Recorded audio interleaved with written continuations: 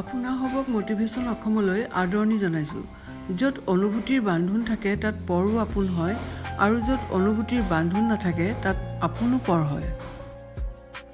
জীৱনত এই 5টা বস্তু বিচাৰি পোৱা কঠিন। নিজৰ মনৰ দৰে এজন মানুহ, নিষ্পাপ এটা মন, কষ্টৰ ভাগিদাৰ, নিস্বাৰ্থ ভালপোৱা আৰু বিশ্বাসী মানুহ।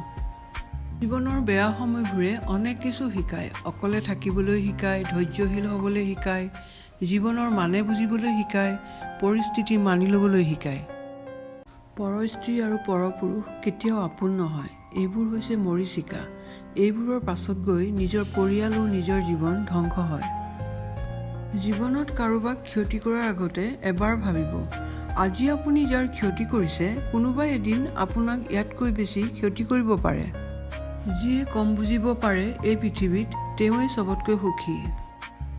বন্ধু তাকেই বোলে যি তোমাৰ প্ৰতি তেতিয়াও বিশ্বাস ৰাখে যেতিয়া তোমাৰ নিজৰ প্ৰতি বিশ্বাস নাথাকে।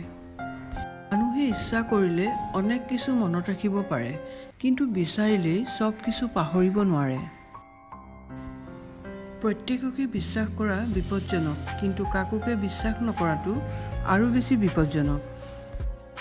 কিতাপ হৈছে শ্ৰেষ্ঠ আত্মীয়, যাৰ লগত কোনোদিন কাজিয়া নহয়, কোনোদিন মনোমালিন্য নহয়। তুমি যিমান চুপ থাকিবা সিমান তোমাৰ সন্মান থাকিব। তুমি যদি সহ্য নকৰা তেনেহ'লে তুমি বেয়া।